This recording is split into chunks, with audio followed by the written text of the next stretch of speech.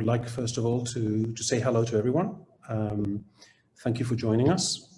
This is our first webinar around a topic that concerns agile transformation. This is a big topic. We're going to be planning multiple webinars during the year around aspects of this topic. And we also have a set of articles around agile transformation, business transformation, and how to get the right talent in a flexible way for your business needs. So for this, we are leveraging a huge network of experts. Outvise is based on managing a network of experts to make them available to whoever needs that type of expertise. And in this case, we have the collaboration of two of our Agile Coach experts based in the Middle East, in Cairo, I believe. So I would like to introduce to you Haitham and Khalid. Both have 15, 20 years of project management experience, Agile coaching experience, and an extensive tenure in Orange Business Solutions, which is a big multinational telecom services provider. And they have lots of teams, many countries, multicultural teams, so they can share with us their experience. So I would like maybe Khalid and Haitham to introduce yourselves briefly. Okay. Thank you. Okay, thanks, Yusibi. Okay, my name is Haitham Zaki. I work as an Agile coach and consultant at Orange Business Services. I started my career in the consultancy and training as a project management trainer. That was maybe 9 years ago, but I started my career actually 16 years ago. And when during this stage of being a project manager and a trainer, I have been fond of the agile mindset when it started to reach the market and started to be a trend in the business environment. So I was part of a big transformation project at Orange Business Services that was maybe 6 years ago. Beside that, I do a lot of consultancy, coaching for many other companies across many countries like the Middle East, in Africa, I've done also some trainings in Europe, and I'm part of the Outvise experts, which is something that I really like to do. And also, me and Khalid have an Agile Chamber of Education. It's like a big training and consultancy entity, which having many experts from around the globe. I do many, as mentioned, I do a lot of training and consultancy for other companies, and my main job is Agile Coach at Orange Business Services. So yeah, that's a brief about myself. Thank you. All right, I'm Khalid Rabbie. I'm a business development consultant and Agile coach. I work at Orange Business Services as well, but I'm also a freelancer. I've been freelancing for over 15 years and in the work market for around 20. And I've been working with different organizations across the globe, helping them transform their cultures, business operations. I've been subject to business operations, to program management and product management and program management.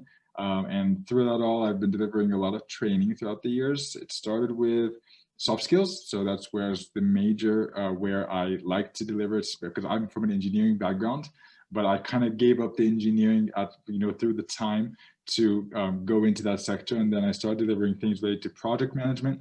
And then came the Agile in 2013, which is where it struck me. And I started working on how to incorporate Agile as from the software development perspective into what we call the business agility. And we started to work as the Agile Business Development. And that's where, the journey began. I started working with so many organizations in the States, in the Middle East, and Africa, and even in India and Brazil. I worked with a lot of organizations to help them, go to or manage the change or adapt to change. I'm an assistant professor at the Tuskegee University. I work at the American University in Cairo as well on digital transformational strategies and for the postgraduate and undergraduate programs. What else? Yeah, so it's of course it's a pleasure being here, talking about this great topic. I think it's something that struck us all, by surprise, that we all went virtual.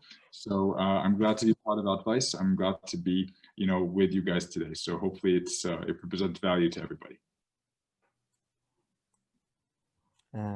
CB, you are muted. Yeah, you said you're on mute. Well, the virtual environment. That's I'm on mute now. Great. Thanks a lot, Khalid. Haitham. Yes, this topic, agile transformation, is extremely relevant. We are seeing in a lot of clients a big trend in moving into this direction. It offers a lot of relevant features and capabilities to an organization, especially in the current age of digital, and especially with people coming in with a different type of culture, the younger generations, right? So anything, in the end, agile teams are user-focused, they empower the people, and they allow very fast outputs that can help move forward and fine-tune continuously. And as you said, Khalid, it's not just in the IT space, it's in the overall business. So as Outvise, we see this as a strategic type of transformation, and it combines very nicely with what platforms such as ours can offer. In the end, an agile team can be configured. It's like a cell that needs to be configured with the right type of people, and finding in your organization the right people is the first task, but also sometimes incorporating key experts to complete the team depending on what you need to do helps. So platforms such as ours, in this case Outvise, that can offer access to a broad range of experts, certified, fast, with a global reach, can help any client set up the right type of teams. We do this in collaboration with experts. So we have our algorithms to match the right expert to the projects, but we also use experts that collaborate with us, like Haitham mentioned, that enables us to certify other experts to make sure that they are fit for that specific client need. We do this through a network of over 28,000 experts. So in summary, we've been going around for roughly just about 6 years now, where we are focused on telecom, media, telecommunications, and digital transformation in general. We are based in Barcelona, but today we're in Barcelona. Haitham and Khalid are in Egypt, so that is not a problem. And this is how our platform operates. So what we've experienced, especially since March, as everyone else, first of all, most of our experts that were engaged with clients all over the place had to go back home and start working remotely. At the first 2-3 weeks, this was a huge shock. But then, with good ways and with patience and clients getting used to it, they managed to get a good working relationship, and we've managed to go through the year with the projects, even if it's remote. Also ourselves as Outvise, as many of you have experienced, the whole team has gone remote. We are now today in the office. We are usually around 20, but we are like 5 in the office today. So the rest of the team is fully remote. So a lot of the topics that we're going to talk about today relate very much to experiences that we all have experienced. And your experience, Haitham and Khalid, will be very useful. So just to get into context, I'll stop sharing the screen so we can just focus on ourselves. And I would like to, draw some situations that probably we all experience, and also the people attending the webinar, right? So the first topic, we go from the easiest maybe to the more complex, but the first topic is we're having remote meetings and new people are coming in. People might not be used to connecting the cameras. We are invading, in a way, a personal space, and people are not comfortable. It's not the usual way of working. So how do you guys deal with these type of situations when somebody's not switching on a camera or a team is not comfortable doing that? Well, when we come to talk about agility and we talk about the virtual environment and so on, it's really hard for some people to accept the virtuality of it. They're used to going to the office and dealing with people. So it is definitely a challenge when we come to talk about people, switching on a camera, sharing their personal space. It's quite the major thing for some people. So we always talk about the mindset, the agile mindset. We talk about how we build the psychology of the people to accept certain ways of working or new ways of working. So the same thing comes to when we ask people to let us in their personal space. So when they switch on the camera, it's like letting us into your home. So usually people put some kind of fence or some kind of wall between people at work or who gets to see their home or their personal life, and they need to know them at home. It's like we all have those, the work persona and the personal persona, and not everybody is let in. So when you ask people to open the camera, they may not feel comfortable doing that because they may not be dressed well, they may don't have things organized as it should, and so on. So the advice is, what we do is we take it step by step. It's not something that we should ask people to do straight away. So it's not like suddenly we're going to ask people, okay, guys, you have to open your camera. Because that's what I got to see with many organizations lately, that when the pandemic happened, they want to just create the same environment that they have at work, take that exactly and replicate that in the virtual environment. And you can't do that. What you need to do is you need to see, what do we want to accomplish in general? What's the main goal? And then work towards accomplishing that through a different medium. That's what needs to be done. So don't ask people straight away to open their cameras. What I did with one of the organizations is that we had, Tuesday cameras. Okay, so every Tuesday is when we open the camera. And step by step, we started doing that once a week. And then we passed 3 weeks, and then we had that done twice a week. And then we started saying, okay, for one of the days, we asked people, okay, we're going to all come together and we're going to have our morning coffee or morning breakfast, and we're going to make our breakfast together. So open your cameras, and we're going to all go into the kitchen together, and everybody's going to be cooking alongside each other.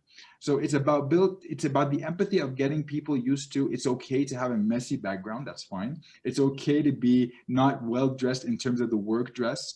It's okay to share your personal space because everybody's doing the same. So it's about the empathy. It's about building the trust for the people to actually feel that, okay, it's fine. Other people are doing it. Why not should I as well? But don't take it as a definite step. Guys, you need to do your camera right now. Put on your camera and so on, because people will feel that they're obliged to do it. They won't be happy about it. They'll be self-conscious, and they might not be very comfortable with how they work and so on.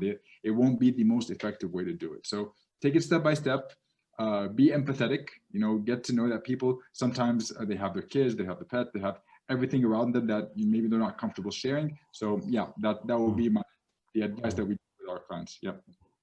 Yeah. And I'll take that from Khalid, that the worst thing to do is to force people just feel like they are forced to use their cameras. But also some people think that, why I need to turn on my camera? Okay, we are dealing with each other, we are interacting, so why we need to enable our camera all to make me visible?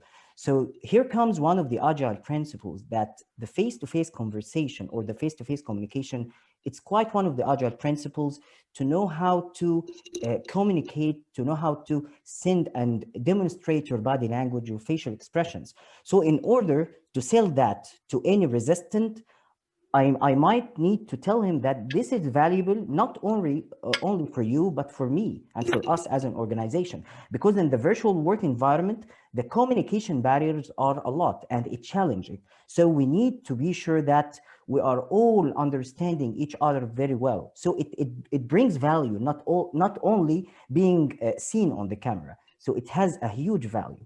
Yeah, so that's for it. Yeah, definitely. I mean, we do lots of interviews on the video calls, and it's a world of difference. If you're able to see someone face to face, it's even more relaxed and closer, right? Yeah. Okay, so what happens? The typical case, right? You have your cameras on now. We achieved that, and but you're at home, and there's so many things that are tempting, right? I mean, on my browser, I could have my news, my radio, I could have Netflix if I wanted. The fridge is just a few meters away, right? So how do you make sure that you organize yourself and you avoid these temptations to actually be work productive? Okay. Actually, guess what? If you are working in not virtual work environment, if you're working at the office, there are also some temptations. There are the coffee machines, there are your colleagues, there are the break area, the coffee area. So we have distractions everywhere, okay? Maybe at home, because you're not supervised by your manager or your leader, so you have this capacity and this flexibility to do whatever you want to do. But the best way to be focused, and this is something that I have tried a lot, is to make a time boxing for all the tasks that you are going to do. Like when I get to work at the beginning of the day, I put my to-do list. I put just a rough estimation about how long this each task will take, including breaks, including everything, and I keep myself focused according to the time box. So it's something that you need to do. You need also to create your own working space. You need to simulate like you are at work. But if you are getting used to violate this and make all the temptations take you out of the working area, I believe that it will not differ if you are at home or at work. So I believe this is something you should believe in, that you need to focus and you need to have a time boxing tasks that will increase your focus level a lot. Yeah, and I think it's very important that you create your own working space. I'll capitalize on that because believe it or not, I teach people about Agile and virtual working and so on, but I faced the same issue. When the first COVID happened, everything became online. So all the trainings we used to do physical became online. All my meetings are online. Everything is virtual. So I was like in the living room. I had my big screen in front of me. I have my Netflix over there. I have my PlayStation right there. So I have all the temptations around me. And I used to actually get distracted and sometimes put Netflix on while I'm working. And I felt that my productivity, that my concentration went down. I was like, well, no, it can't happen this way. I need to be more productive. I need to find a way to actually tackle that. So what I did is I thought, okay, let me go onto the dining room or to the dining table, and that's where I'm going to be doing my work. And when I did that, it was okay for like a week. And then I felt that that's where I eat as well. So it kind of created the place where wherever I go, it's home. So wherever I go, it's familiar. There's something that was done there, and now I'm doing my work there. So what I did was I bought a desk, a small desk. I put it at a corner in the room. I'm facing the wall. I created my office space. So whatever I had on my desk at the office, I brought that. I created my own space as if it's exactly like my office.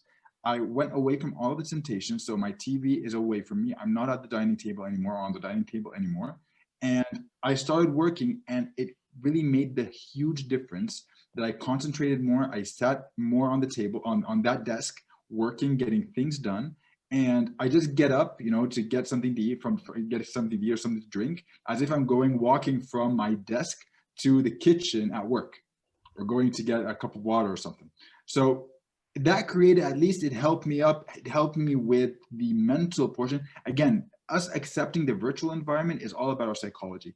It's our responsibility. Of course, we're going to talk about the professional responsibility or the organizational responsibility, but as an individual, you have to create that. You have to adapt your mind that, okay, this is going to be here for a while. Us working virtually will be here for a long time. Like, for example, companies like Deloitte and Microsoft, they started officializing the teleworking, so the virtual working.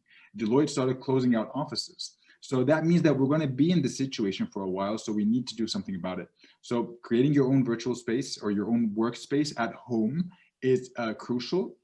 Give your back to all of the temptation that you have at home that might lure you away. Even if there are people at the house, if they walk in front of you, that's a distraction.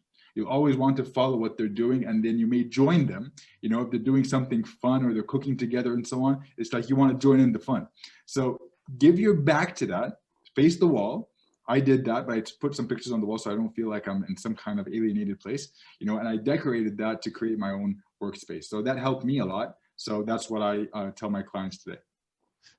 Okay, I guess these type of ideas, basically organizing your workload in boxes or to-dos and setting up a specific workspace.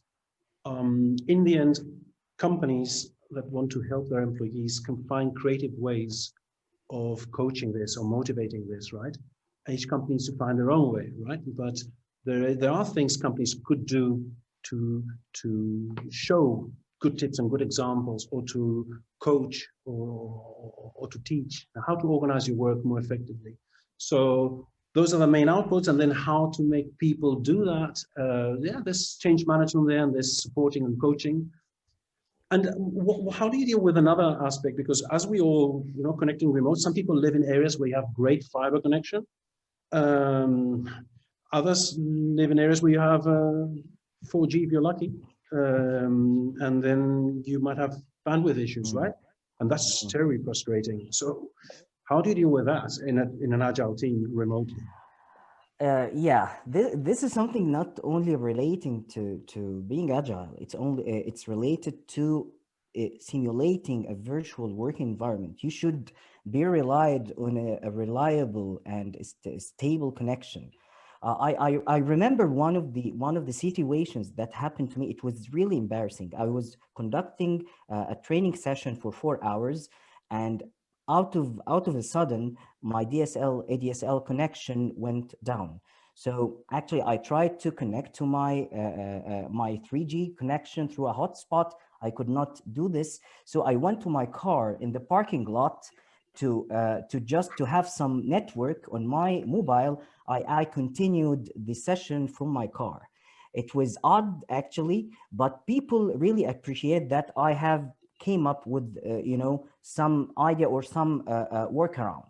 But in order, this might not happen every time. So in order to be sure that this kind of distraction doesn't happen, you need to make sure that you have a good connectivity. You have a backup as well. Okay, so now I have my ADSL connection and my Wi-Fi device there. So in case there are some distractions, I need to hump in. But also there is something important, that this is normal. So you should not feel really embarrassed, or it's disaster for you that you have some kind of difficulties in being connected. But you need to take all your precautions and make sure that at least you minimize the risk of being disconnected, because being connected, this will lead you to interact in a more effective way with all your colleagues at work and so on. So you should take this into account and should make sure that you have a stable connection and you have also a good backup connection. Yeah. I will also reflect on the psychology as well. I always go back to the psychology, because when we speak about Agile, it's all about the mindset. So it's one of the main pillars of agility is about effective facilitation, and how the leader or the servant leader comes forward with people and makes them, gives ground rules that one of the things is saying it's okay if you have connection issues and you drop, that's fine. It could happen to any of us. So again, building on the team structure, building on that it could happen to anyone, that it's not just you, because some people will feel, well, it's just me because I have a bad connection, I live in a bad place, or in a very, the structure wherever I'm living is not good. So they feel frustrated because of this. So from a personal obligation, or my personal way of dealing with it, as an individual or part of a team, is accepting it that way or coaching it that way. However, there's an organizational responsibility that can be done as well. Like, for example, for organizations or large organizations that know that people are going through the pandemic, because this will actually work also on the motivation of the people, or helping them cope with the overall virtual environment, is giving them tools that could help them. Like, for example, give them the MiFis or USB sticks that they could use for their work that will help with their connection. Give them the proper tools that is everybody has the same exact tools and techniques to be able to deliver that. So I guess it's something that will happen to anybody, that they could have connectivity issues. That's normal. But it's about people accepting it, that it's fine. That's not something that we should be frustrated about. I should not feel bad, for myself that this is happening, because yeah, as Haitham mentioned, It could be something that you can have a backup for. You can always, find alternative solutions. Great, Khalid. Actually, I remember you mentioned to me once that in one of your clients, they actually designed a pack, a remote pack, no? And this is something, no, that an organization can do to support and to normalize at least, or even the level, even the ground in terms of infrastructure equipment, right? Yeah, well, one of the clients, they were really skeptical about, because they had people at the office every day, and they were really like, how can we keep our teams motivated in the virtual environment? We feel that people's moral levels have gone down. What can we do?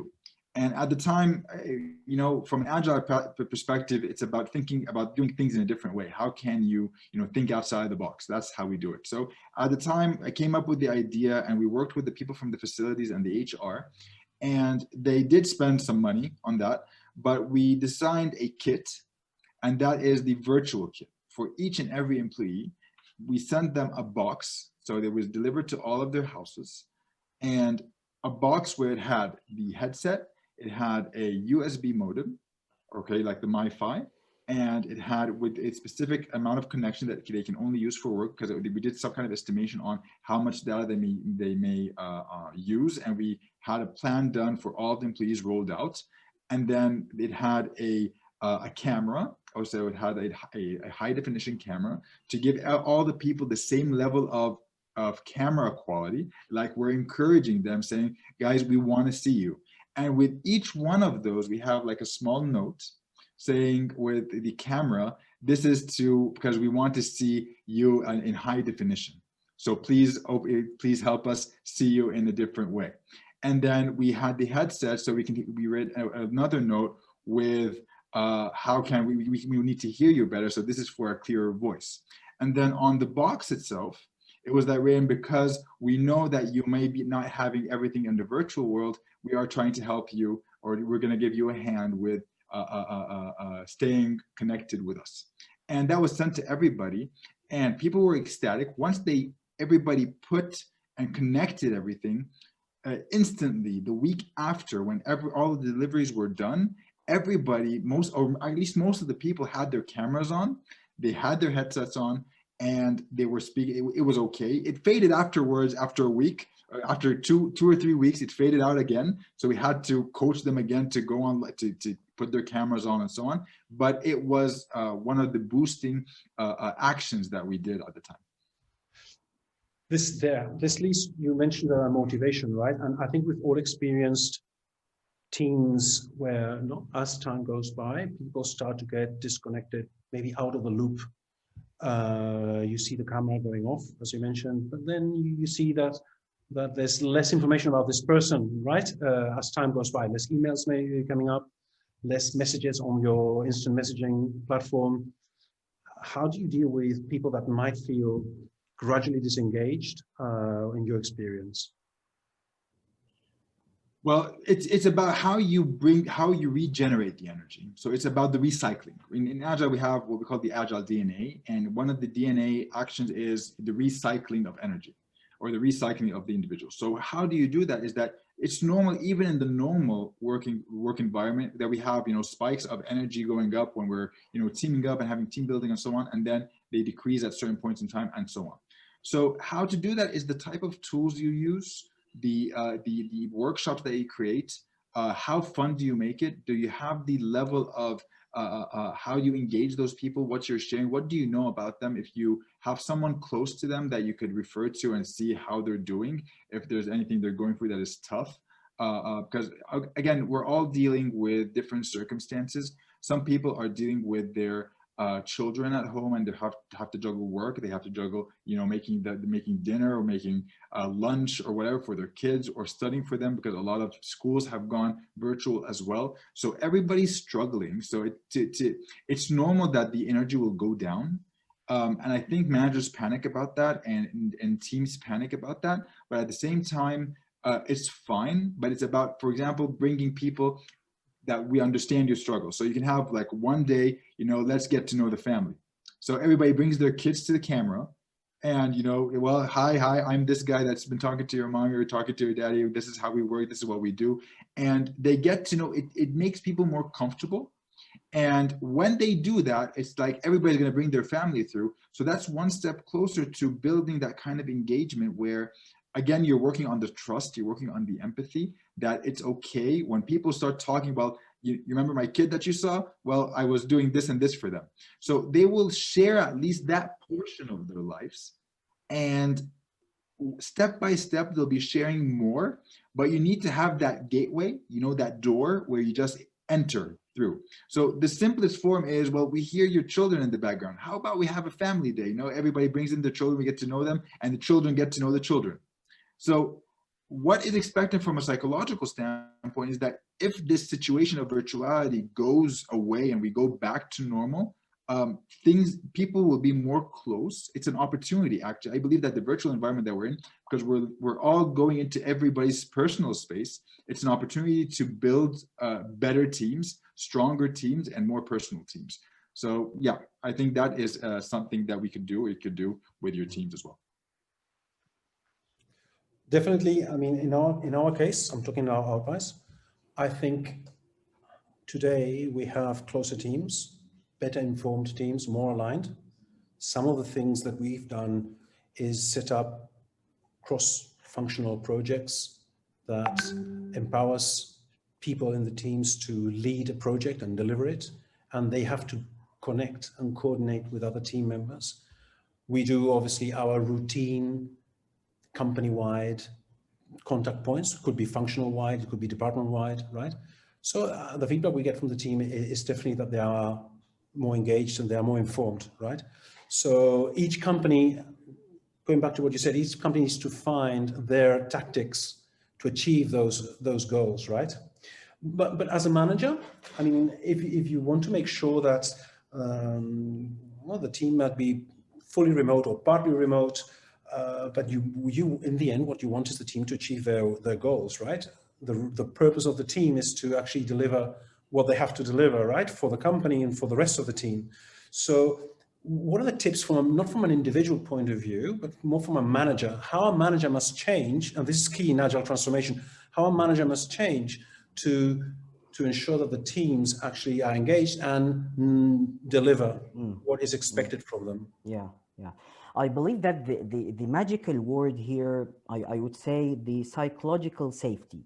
And this is actually summarizing all what Khalid mentioned in the previous question. It's all about psychological safety. When people feel safe, and the leader or the manager is empathizing with the people and is giving them this feeling of being safe, I believe that the engagement will be much more easier than before if they don't feel safe. And also some important aspects I would like to mention here is that we need to have a unified vision as a team. Okay, so when we are engaging newcomers or engaging the team, we need to have a unified vision among all of us, and we are all understanding this quite well. Where do we want to go? And this should be clear for everyone. Also, there is some important aspect that the manager should engage with the people, not interviewing them. So it's not a way of communication like we need to talk.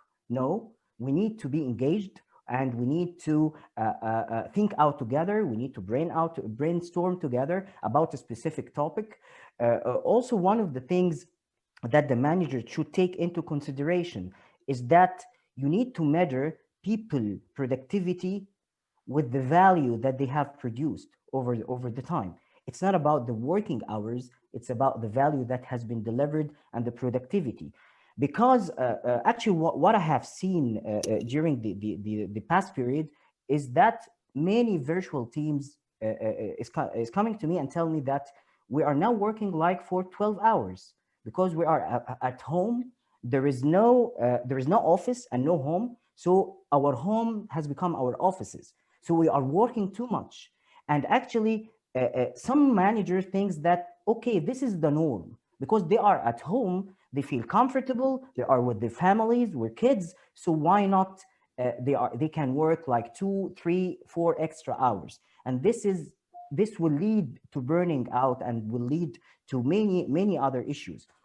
Also, one of the things that we need to know how to deal with as managers is that I need to tell the people what I want, what we need to do, okay? But how it will be done, this is according to how they will do it. So I don't need, if I'm a virtual manager, I don't need to babysit everyone how you're doing this or how you're doing that, because I need to create this safety, psychological safety, because I want them to be more engaged with me, more speaking more frank way, and be more open and transparent with all the tasks and all the things.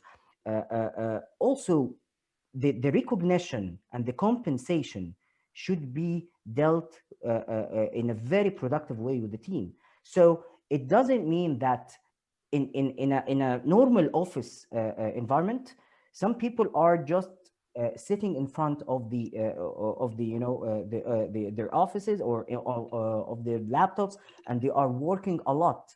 But we need to measure the productivity. We need to know who went the extra mile and who did just the normal job. So in order to do this, this should be there should be a multiple engagement sessions across the day. So at least, I think that at least twice a day, you need to see your team and you need to ask them questions and you need to speak with them and have this kind of conversation, because you may think that twice a day it would be too much. No, it's not much, because you need to see them, you need to make them feel that you are here to help them, to support them, to develop them. And this is actually what the real true leader is developing, the skills and developing the how of how their subordinates are doing the job. So these are some key aspects. I think that it should be very well known and well understood by the manager. Yeah, you actually, I think, Haitham, you raised a very important point about the routine and people working more when they're virtually or or at home and so on. So yes, one of the recommendations, if you had a routine that you used to do while you're going to work, so you go to work or you leave home and then you go to work and then you go about your day, try to build a routine. I know it's completely not similar being at home with the husband there at home if you're a woman at home, and you have the kids that we have to take care of, so the routine will be changed. But try to build a routine. And for the manager, he has to understand that routine. That's the difference between being in the work environment and being in the virtual environment. That the manager has to have more empathy. He has to understand what the other side is going through and understand that routine. And based on that, he'll be able to see the level of performance according to that routine, what they're dealing with, and then be able to have some kind of a perspective on the performance based on that. The other thing, and I think because we're coming too hard on the managers, we forget that managers are people too. We're struck by lightning by this whole situation that they have to do remote evaluation, performance, and some of those people were not agile or they don't know what agile is all about. So here comes the HR, where they need to start talking to their people. They are about human resources, right? They are about the learning and development. So they need to find ways and empower those managers on how to deal with their teams in a virtual environment. That's going to be their role as a core. And that's why in agility, we always start, when we come to talk about transformation and dealing with change, we always start with that's what we normally do. So that is one of the major important points, just to capitalize on what Haitham has mentioned. Great. I know we've gone maybe harder on the managers, but managers are key enablers of that productivity, right? And engaging the team. We've all seen during these months people that have been working connected to the video camera from 9 o'clock in the morning to 8 o'clock in the evening, right? Non-stop.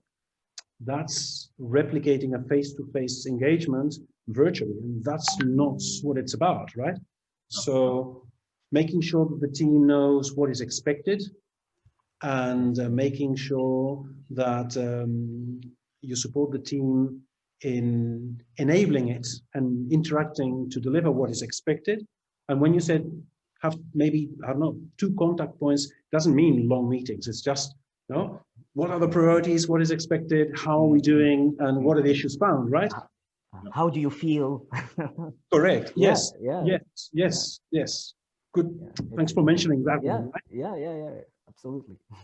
Okay, so we have a last one, and we have some questions coming in the chat, which we'll also address.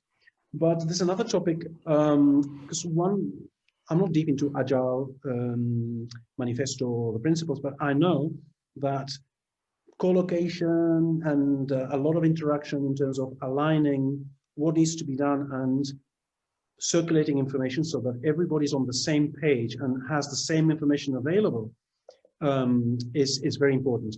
And obviously in a virtual environment, this is not so easy. And it's even worse when you have different time zones.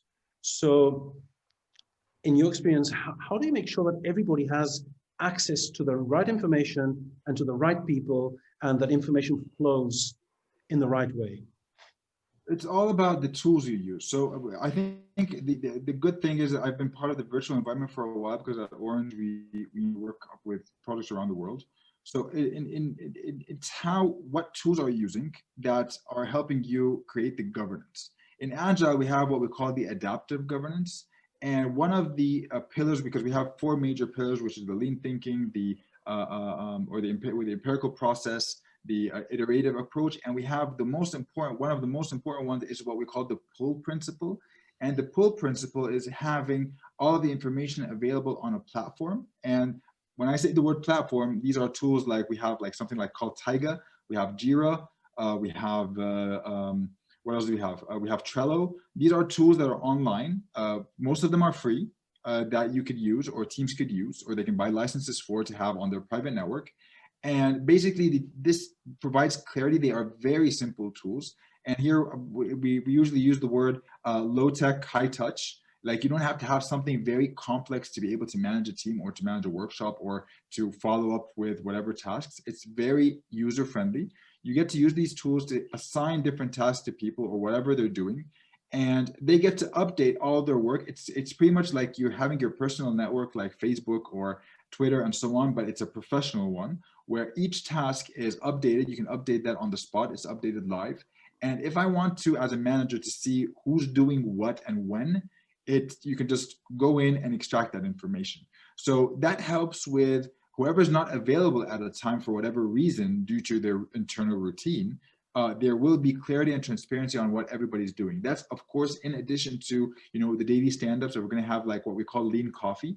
And the lean coffee meetings are like meetings we could do at the beginning of the day, where we have the coffee together in the morning and just touch base on, okay, what have you done from our last meetup from yesterday? What are the obstacles that you have? And what are you going to do from today till for the rest of the day today? So there are simple questions. It's not like a deep into discussion. It's like 15 minutes, not more. We're just having our coffee together and just touching base on what is being done, and all of what they're mentioning should already be reflected on that tool.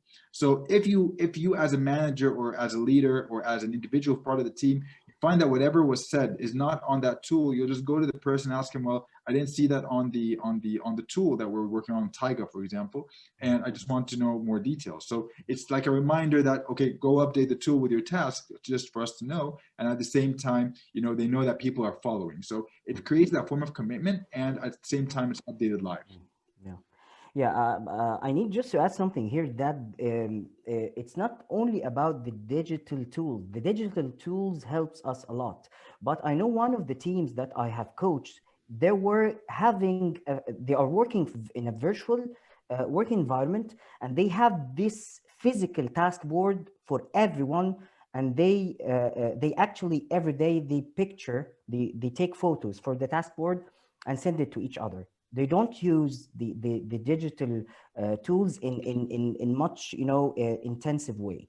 So I thought that this might not be the best way to do this, but as an agile coach, I should try and see how things are going. And things went very well, and they are very comfortable using this, and the productivity has not been impacted at all. So it's up to the team also to think what would be the best way to handle this, and the best and more productive way. It's not about the specific tool like MS Project or so on. It needs to be very easy, very understandable for the team. And the most important thing, that all the team will be engaged to that tool when they are using it. Yes. I mean, as tools go, for example, we have adopted a few of these tools. We have a tool, for example, called Talk Spirit, which is similar to Slack. We use Trello. We also use other instant messaging channels. I have to say these tools work really well. They are able to not only share information in real time and update in real time, they also help you keep tasks and to-dos and priorities. They even help you with those informal conversations, right? You can open a chat, you can use GIFs, you can use images. They work really well. Thanks. So I think we covered all the main topics we had to discuss, but we have a few questions. So before we go to the questions, very briefly, I would like to share the summary of the tips. Okay. So basically what we mentioned, right? We need to, each company, each manager needs to find its tricks, its way to achieve these targets that are required, especially in hybrid teams or remote teams, right? But in the end, we need to find ways to engage people through empathy, feel closer to the person, not to the professional, no, and create this trust. We need to find a way to create a work environment, a physical space, a to-do list, a specific time slots where you're working focused and not getting distracted, setting up a routine. That's all about your personal productivity and focus, and it's hygienic, right? Then, of course, these contact points, I don't know if it's one, if it's two, if it's three, but people need to work. Beyond meeting, they need to work. But we do need to have these meetings to share what is the goal, as Haitham mentioned, no? To discuss what is required from the team and how the team is going to do it and what are the priorities. And then maybe what are the challenges and how can we fix these challenges? And then, yes, find your own tools. It could be taking a picture of a whiteboard, if that's what you used before being remote, or adopting new tools. Yeah. Agreed. I have some questions here. I'm going to start probably from the most recent one. Ivan mentioned, yes, so this is about cultural differences and how to adapt teams with different cultural backgrounds. Not just, I mean, I could expand this, not just teams between consulting companies and the clients. Obviously, you know, a consulting firm comes like its own culture. Freelancers or experts are a bit different because these are individuals that really integrate in the teams. But yes, there's people that come from outside and embed in the teams, but also different cultures from different parts of the world, right? Not everybody functions the same way. Do we see a shift in setting up virtual projects? We'll see. I can answer for this one. We've seen a shift in remote working, big time. It's much more accepted. Certain roles can be done remote, and it has benefits, cost benefits for a start, and availability of talent for a start. Yes, this is a trend we are seeing. And then what are the necessary culture and behavior changes to adapt the working remotely? Okay, so the learnings are the ones we singled out in this slide, but any thoughts around cultural differences, how to adapt people from different backgrounds into the same team culture? The most important thing is to understand that the whole virtual environment and the adaptation and the shift, it's not a process. I have to be very clear with this. It's not about a process of adaptation, it's a journey of adaptation. Because we're shifting completely how we're doing business. So the necessities is to understand where everybody's coming from, as we mentioned. So it's about every culture, because when we say the word culture is not meaning just someone from Spain and someone from Egypt and someone from the United States, for example. We have within a single culture, we have like small cultures. Everybody's coming from their own social backgrounds, their own expertise, their own insecurities. We are all dealing with an anxiety in something in particular. So it's not like we have a specific process for, okay, we're going to do this for this culture and this for that culture. So I think here, the best way that I used with the different cultures, because I have a lot of diverse teams that we have people from all around the world. If we're going to talk about the diverse culture in terms of the large culture or the big picture, it's about getting to know each and every culture. So we have workshops, like brainstorming workshops, not about work, but about something fun. So let's get to know something about your culture, your favorite food. We put some questions like, what's your favorite food, your favorite places to go out? And then people start sharing. And then you don't have to create every time the work environment where you share everything about work. Create that break where people get to share about themselves. They get to just speak out, have a call that you're just meeting. Just like I said, we're having dinner, like people had breakfast together. I just had one last week where we had dinner together. So everybody's like having their plate and we're eating all together. We're just discussing as if we're discussing actually what we're eating. And some people had traditional dishes on and some people had international dishes. And then they discovered that it's not their dish, it's the dish it's actually a Greek dish. And so they thought that was an Egyptian dish. And we started brainstorming on that. So that helps with the different cultures to adapting to one another. They get to know each other better. And at the same time, they're more comfortable with their environment. So I guess that would be one of the major advice that I give. But at the same time, when we talk about clients, I think this is where things are critical for some people because it's easy to do with our team internally. But what about the customers? Because you can't really do that with customers because there's always that barrier. But again, if you have someone who is really good with their people skills, it's going to be very easy to just talk with the customer and start getting not really friendly. I'm not talking about friendly like being in an unprofessional way, but engage them. And I think this is where agility comes through, which is the customer collaboration, and bring the customer inside of those meetups. Come have dinner with us. That we're having a virtual dinner, us and the team. So if you'd like to join us, we have people from India, Egypt, America, and so on, and everybody makes a dish. So why don't you join us if you want to? And this would work that the customer will come through and get to know the team better, so he becomes part of the team. That's one of our agile approaches. So I guess that could be another practice that you could use as well. In the end, is creating this empathy and trust beyond the cultural aspect, right? I mean, you get to know the person, and then you feel relaxed to collaborate better. Okay, we have another comment here on Constantine mentioned, right? Going back to the camera thing, opening and closing cameras. Do you recommend to opening cameras step by step, right? For everyone or for whoever wants it, or maybe keep it closed until you need to address someone, and that someone then, when I need to talk, then the camera pops up.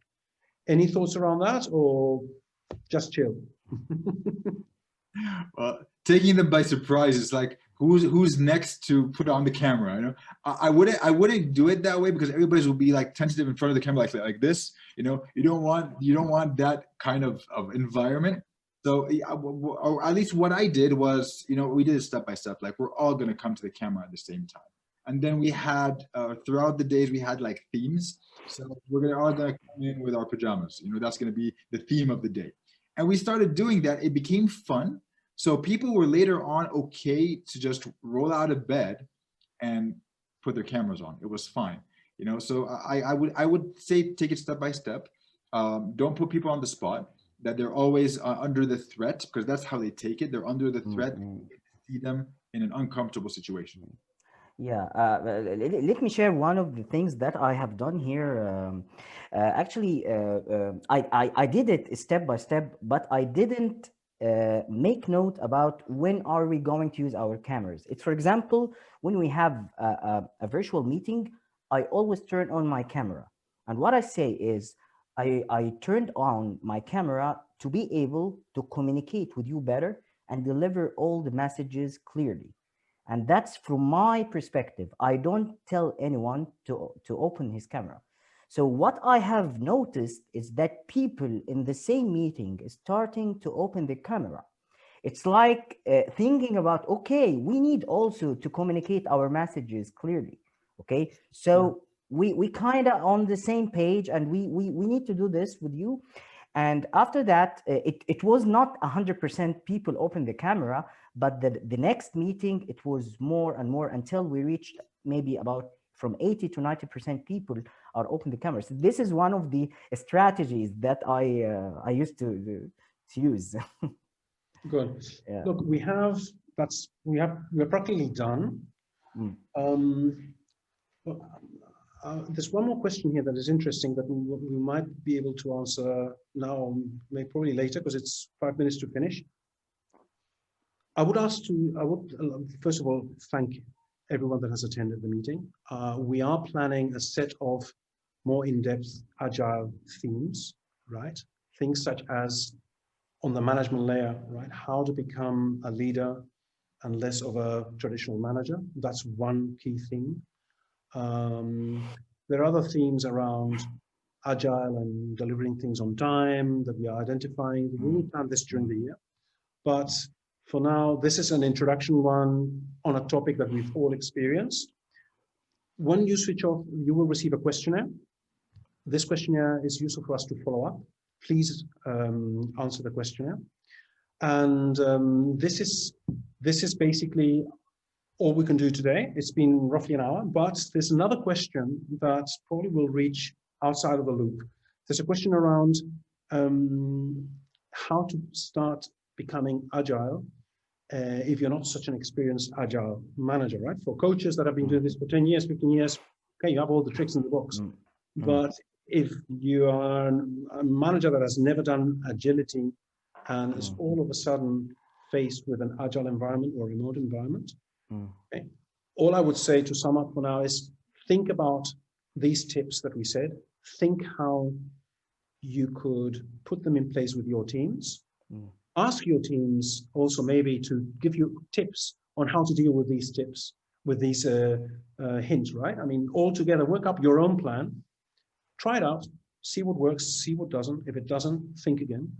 And you know, because the point here is to bring your team as part of the solution, no, I guess, and bring that empathy and that relaxation that the team can actually suggest how to achieve your common goal. So if you take these 5 lessons and brainstorm with your team or yourself, what kind of actions you could take to tackle all of these lessons, it's already a big step. Otherwise, I'm very happy to share my personal experience. I will contact you, Luis. Happy to do that. And yeah, thanks a lot for your time. Haitham, Khalid, thanks a lot. Yeah, thanks a lot, UCB. It was really a pleasure. We enjoyed the questions, the challenges, and everyone interactions. And yeah, we are very willing to help by giving some advices or some insights about more topic. Yeah. Great. Thanks a lot. Thanks everyone. We'll follow up with the summary of the webinar. You'll have access to it, and yeah, we'll keep in touch. Thanks a lot. Okay. Have a good one. Thank you. Bye-bye. Bye-bye.